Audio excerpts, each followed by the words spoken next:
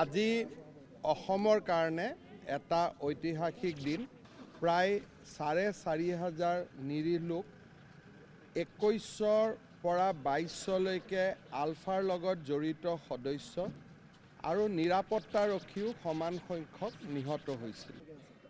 আলফাৰ গোটেই যুৱক যুৱতীসকলৰ সংস্থাপনৰ ইয়াত কথা হৈছে, পুনৰ সংস্থাপনৰ কথা কোৱা হৈছে আৰু তেওঁলোকৰ ভৱিষ্যতটো নিৰাপদ কৰাৰ কথাও ইয়াত কোৱা হৈছে। আজি অসমৰ কাৰণে এটা ঐতিহাসিক দিন।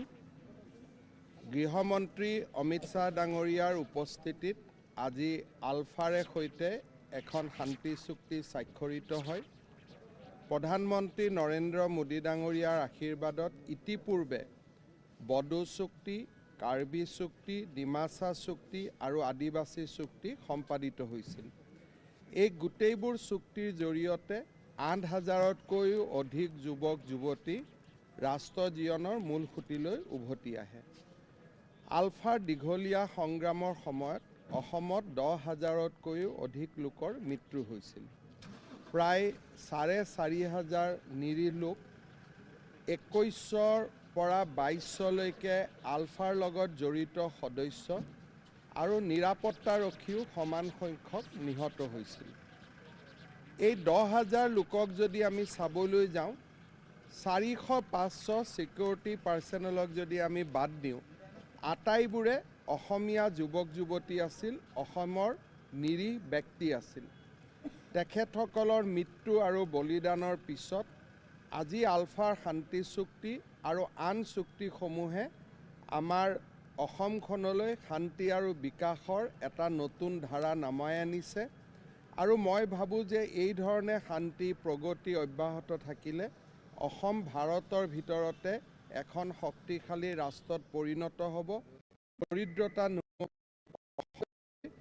এক ঔদ্যোগিক পৰিৱেশ উভতি আহিব আৰু অসমীয়া লোকৰ জীৱন ধাৰণৰ মান উন্নত হ'ব। আজিৰ এই ঐতিহাসিক মুহূৰ্তত মই পুনৰ এবাৰ ভাৰতৰ প্ৰধানমন্ত্ৰী নৰেন্দ্ৰ মোদী ডাঙৰীয়াক উত্তৰ পূৰ্বক দেশৰ মূল খুঁটিলৈ লৈ অহাৰ বাবে তেখেতৰ প্ৰচেষ্টা, তেখেতৰ যত্ন, আশীৰ্বাদৰ বাবে মই পুনৰ এবাৰ শলাগ লৈছোঁ, কৃতজ্ঞতা জনাইছোঁ। অসমবাসী ৰাইজক মই কৃতজ্ঞতা জনাইছোঁ আৰু কেন্দ্ৰীয় গৃহমন্ত্ৰী অমিত শ্বাহ ডাঙৰীয়াৰ তৎপৰতা আৰু মাৰ্গদৰ্শনক পুনৰ এবাৰ মই ধন্যবাদ জনাইছোঁ। চাওক, অসমত আটাইতকৈ অসমীয়া জাতিৰ বাবে এটা শক্তিশালী কাম হৈছিলে যেতিয়া এছেম্বলি আৰু লোকসভাৰ ছিটসমূহ ডিলিমিটেশ্যন হৈছিল আৰু সমষ্টি পুনৰ নিৰ্ধাৰণ হোৱাৰ পিছত অসমৰ খিলঞ্জীয়া লোকৰ যিটো ৰাজনৈতিক ভৱিষ্যতৰ সমস্যা আছিল সেইটো দূৰ হৈ গৈছিল। আজিৰ চুক্তিত এটা ডাঙৰ কথা সন্নিৱিষ্ট হৈছে যে ডিলিমিটেশ্যনৰ যি প্ৰিন্সিপল আছিল আৰু যিবিলাক প্ৰিন্সিপল আগত ৰাখি ডিলিমিটেশ্যন কৰা হৈছিল, ভৱিষ্যতৰ ডিলিমিটেশ্যনতো একেবোৰ প্ৰিন্সিপল ৰখা হ'ব। অৰ্থাৎ অসমীয়া লোকৰ যি আজি 95ৰ পৰা 100খন বিধানসভাৰ আসন সুৰক্ষিত হ'ল, সেই আসনসমূহ সুৰক্ষিত হৈ থাকিব। দ্বিতীয় এটা ডাঙৰ ইয়াতে প্ৰশ্ন ৰখা হৈছে যে সাধাৰণতে এটা সমষ্টিৰ পৰা ওচৰৰ সমষ্টিলৈ ভোটাৰবিলাক ওলাই আহে আৰু সেই সমষ্টিটোৰ জনগাঁথনিটো বেয়া কৰি দিয়ে। ছাপ'জ বাঘবৰৰ পৰা লোক বৰপেটা সদৰলৈকে আহে, বৰপেটাৰ জনগাঁথনিটো বেয়া কৰি দিয়ে। বৰপেটা সদৰৰ পৰা পাটাচাৰকুছিলৈ আহে, পাটাচাৰকুছিৰ জনগাঁথনিটো বেয়া কৰি দিয়ে। এই চুক্তিত এটা কথা লিখা হৈছে যে কোনোৱেও এটা সমষ্টিৰ পৰা আন এটা সমষ্টিলৈ যোৱাৰ আগতে কেইবাটাও নিয়ম আৰু কেইবাটাও চৰ্ত সাপেক্ষেহে যাব পাৰিব। তাৰ ফলত অসমীয়া লোকৰ বা অসমবাসীৰ আজি যি ৰাজনৈতিক এটা আমাৰ সুৰক্ষা হৈছে সমষ্টি পুনৰ নিয়োগৰ বা ডিলিমিটেশ্যনৰ পিছত, আজিৰ চুক্তিখনে তাক আৰু এটা স্থায়িত্ব প্ৰদান কৰিলে। ইয়াৰ উপৰিও অসমত প্ৰায় 1.5 কোটি টকা নিৱেশৰ কথা ইয়াত ৰখা হৈছে।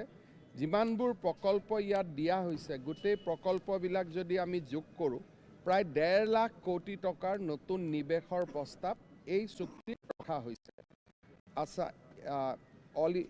IIM, ISAR, প্ল্যানিং আমাৰ আৰ্কিটেকচাৰেল ইউনিভাৰ্চিটিকে বহুতবিলাক নতুন নতুন অনুষ্ঠান প্ৰতিষ্ঠানৰ কথা কোৱা হৈছে, নতুন ৰেলৱে লাইনৰ কথা কোৱা হৈছে, নতুন নেশ্যনেল হাইৱেৰ কথা কোৱা হৈছে আৰু গোটেইবোৰ পেকেজ যদি আমি মিলাই দিওঁ ইট উইল কষ্ট এৰাউণ্ড 1.5 লাখ ক্ৰ'ৰ। গতিকে স্বাভাৱিকতে আজি অসমৰ বাবে এটা প্ৰাপ্তিৰ দিন। খিলঞ্জীয়াৰ ভূমি অধিকাৰ ক্ষেত্ৰতো কেইবাটাও নতুন বস্তু ৰখা হৈছে, যেনেকৈ আইকনিক ষ্ট্ৰাকচাৰ হয়, সেই আইকনিক ষ্ট্ৰাকচাৰৰ 5 কিলোমিটাৰত আন লোকে মাটি কিনিব নোৱাৰিব।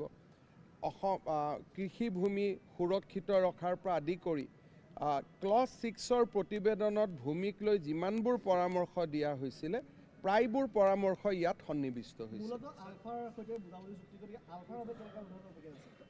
আলফাৰ গোটেই যুৱক যুৱতীসকলৰ সংস্থাপনৰ ইয়াত কথা হৈছে, পুনৰ সংস্থাপনৰ কথা কোৱা হৈছে আৰু তেওঁলোকৰ ভৱিষ্যতটো নিৰাপদ কৰাৰ কথাও ইয়াত কোৱা হৈছে।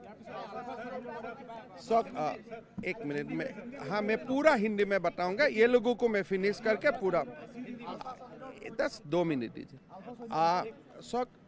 পৰেশ বৰুৱা ডাঙৰীয়াক শান্তি চুক্তিলৈ উভতি আহিবলৈ মই বাৰম্বাৰ অনুৰোধ জনাই আহিছিলোঁ।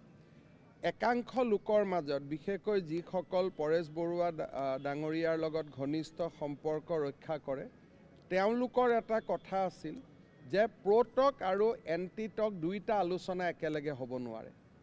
গতিকে প্ৰ'টকৰ আলোচনা শেষ হৈ গ'লেহে তেওঁলোকে আলোচনাৰ বাবে মন মেলিব। গতিকে এক প্ৰকাৰ ক'ব গ'লে পৰেশ বৰুৱাক শান্তি আলোচনালৈ লৈ অহাৰ ক্ষেত্ৰত ইও এটা ডাঙৰ পদক্ষেপ। এটা ডিলিমিটেশ্যনৰ পিছত অসমৰ ৰাজনৈতিক সুৰক্ষাৰ প্ৰশ্নবিলাক এনেই নোহোৱা হৈ গৈছিল। বাকী আছে NRC। NRCখনৰো আমি ৰাস্তা উলিয়াইছোঁ, তাক কেনেকৈ পুনৰ বিচাৰ কৰিব পাৰি।